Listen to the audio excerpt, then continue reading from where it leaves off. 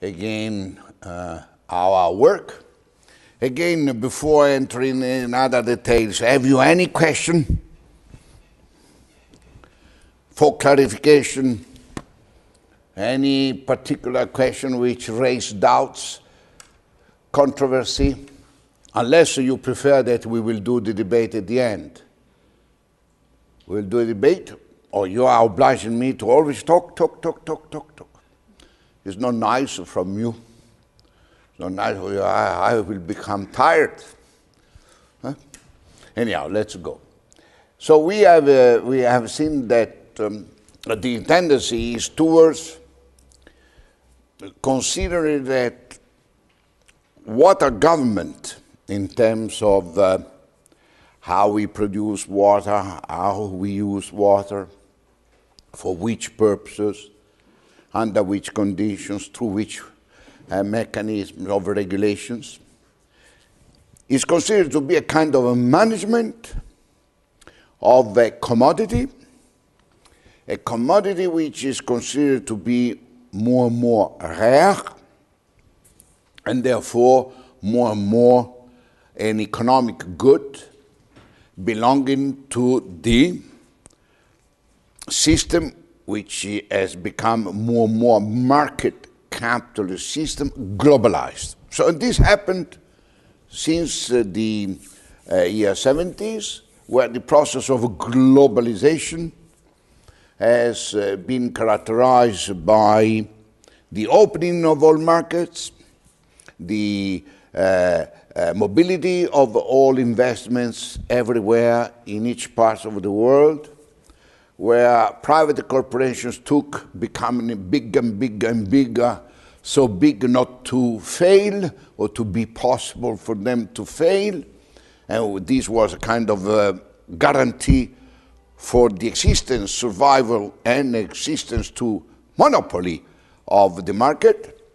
And this kind of a globalization, as a matter of fact, water has been exploited, water has been abused, and water became more and more rare for the economic scarcity in the terms I defined at the beginning of the previous hour.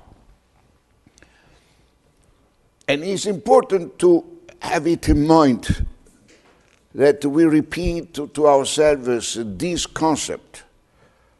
Our societies, as I anticipated in the very beginning of my intervention, our societies are not wise because they have reduced the government of water, which is life, which is the highest level of expression of the right to life, and not only human life, but the living species of the planet have the right to life, and water is essential for them as it is to us. They reduce the government of water to a question of a performance of a management, not government. Performance of a management of a resource, not a right, which is becoming more and more rare. Rights are not rare, with the aim of optimize the production of wealth. The satisfaction of rights means a satisfaction of a collective wealth, but in case of water, to optimize the production of wealth for the private invested capital. And capital, financial capital, is not the only dimension of a capital of a society. So you see the perversion and the mystification which our societies have introduced from the narrative of water as an economic good into our vision of life. And if you look at this map, you see also that the water stress indicator which is related to the water exploitation level, is very also now marked in the so-called developed regions. It's not only Latin America or Africa. You see that even to a certain extent the part of Southeast Asia is more in those areas which are considered to be the developed areas of the world, which means that the way how our societies have been using water resources, especially in agriculture, was not guided by a wise approach, in terms of safeguarding a good balanced relation between human beings themselves through the relations that human beings themselves have with the surrounding oikos, as I defined at the beginning of this afternoon. And just to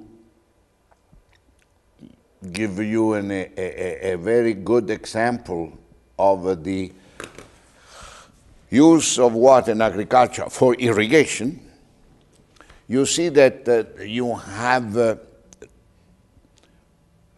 major areas of devastation of the territories, of soils, linked to a bad use and an unsustainable use of water, is in China, in India, in the United States, and in Spain.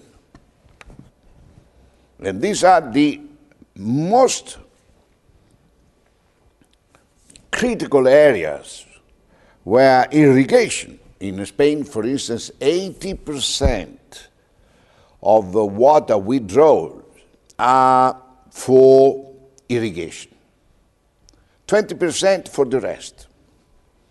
If you consider normally is 20% is domestic use, 10% is industrial use, 70% is agriculture. But in some countries, in Spain is even 80%, in India is 90% for irrigation, and it's not in India, it's not because of village-based agriculture, like it was before the occupation from British people, but it's because they have used more and more highly intensive and extensive type of agriculture even in India. The same applies to China. And the same applies not only to normal crops, but particularly it applies, for instance, in Asia for rice. And these are those elements for food which are basic to these societies. Agriculture has been one of the areas where the lack of wisdom has characterized our societies. And the responsibility is not the small farmers. Small farmers have always been much more careful and aware of their relation with water. It's the huge, immense agro-food industry which is responsible. It's not farmers. Of course, for instance, in the United States, or in Canada, or in Australia, also individual farmers are responsible, but individual farmers were part already of the big system. Small farmers devoted to agriculture for local consumption have always been far better care of water than all farmers devoted to agriculture for export. And you know that practically 70% of all irrigated land in the world is for export, for producing agro-food for export, which means that even in countries like India, where you produce a lot, or like it was before in Brazil, like you produce a lot of agriculture products for life, for food, they don't have access to food because their agriculture production does not belong to them. Their land do not belong to them. And one of the very recent process for Africa is that now in Africa you have no longer really a single hectare of land which really belongs to Africans and to African citizens and to African villages. The buying of African lands by China, Europe, Americans from the north, a process which has dominated the land market in Africa in the last 20 years, shows that the future Africans will not belong to Africans because their lands has been bought by outside Africa.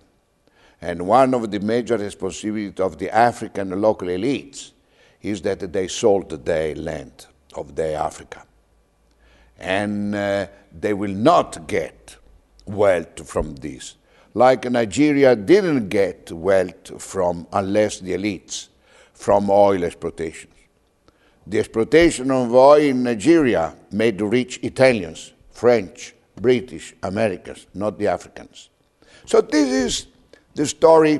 Water is a story of devastation of resources which become rare, not in the interest, even in the interest of the local population, but the interest of those who have the ownership of the capital. And this is why our societies today insist very much on the fact that the ultimate criteria for assessing a good or bad management of a rare natural resources like water is the increase of shareholder value.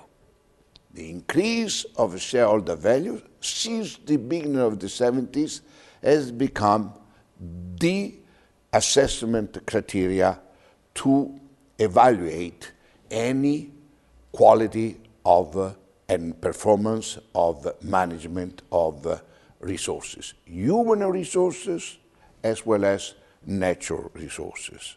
And in this context that we must address the issue of water and again the economic scarcity in terms of dividing people, cities, regions to access to water. And to this I would like to say a few words on the water for cities.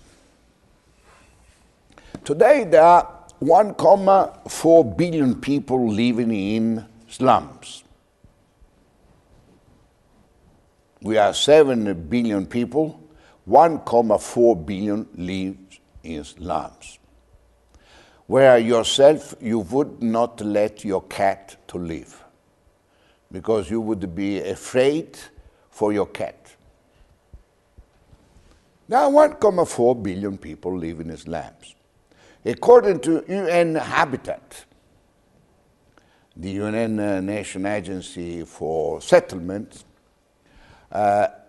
if present trends continue, and there is a high probability that they continue, we will have in 2050 something like 4 billion people living in slums. It means all these scenarios never predict or estimate that slum would disappear. On the contrary, the population in slum will increase. Which means again that our societies, they talk about eradication of poverty, but they abandon the target of the eradication of poverty. Now they are talking about the reduction of poverty by half by 2025, 2030, etc. But they abandoned. That means that they don't think that one of the political priority, one of the societal priority, one of the economic priority, one of the environmental priority, it means one of the global societal priority of the world should be to give life, decent life, to all the 9 billion people who will inhabit the planet in 2050. This is not their priority. So, what is going to happen to the 4 billion people who will inhabit this land? Will they have access to water? Will they have access to sanitation? Slums are defined primarily by the fact that they have absolutely lack of a sanitation system. Even the access to water pipelines is very bad conditions. So what is our way of thinking about the future development of our world? And if you consider, give you 2 other elements of information. The one, if you see that these are the most important slums in the world, but Africa will become even worse because by 2050, UN demographic forecasts anticipated that the population of Africa will double. In 40 years' time, there will be more than 900 million people in Africa. There are already 900 million. 1.8 billion people in Africa the next 40 years.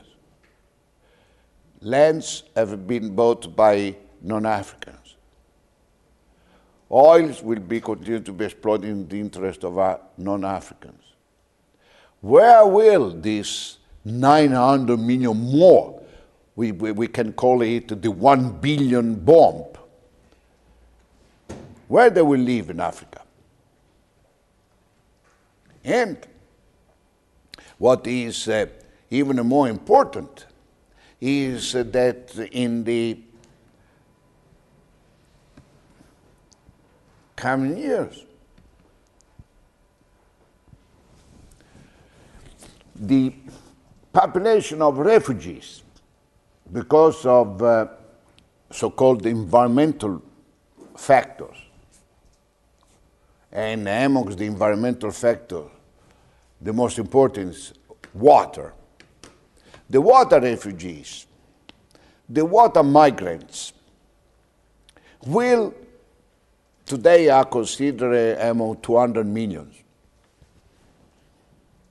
They will achieve 600, 700 million people, the environmental refugees, the water refugees.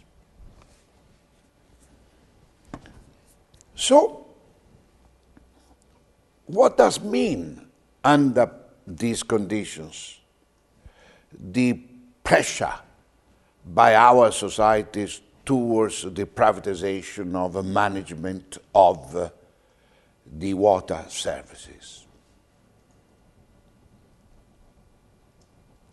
dominated by the principle that the management will good under the condition that the management will produce and increase the shareholder values of the private water corporations.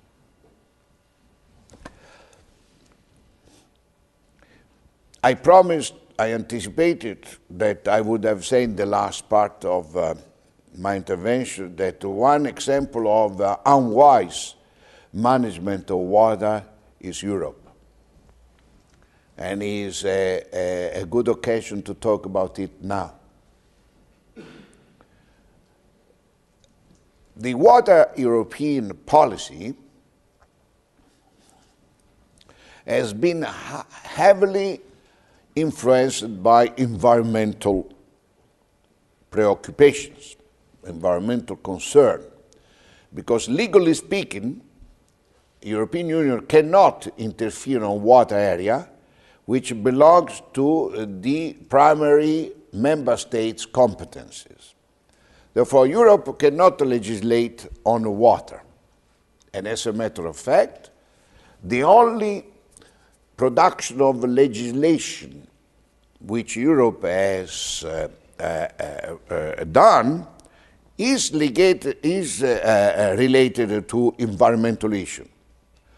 A directive on pesticides, directives on water quality, directives on soil degradation, directive on pollutions, directive on solid waste. It's always related to environmental concerns because there are articles of the treaties that legitimize a legislative intervention by the European authorities. And the most important directive, which is a law in national terminology of Europe in the water field, is the 2000 European Framework Directive, which is based on the purpose of safeguard and enhance the quality of water resources in Europe.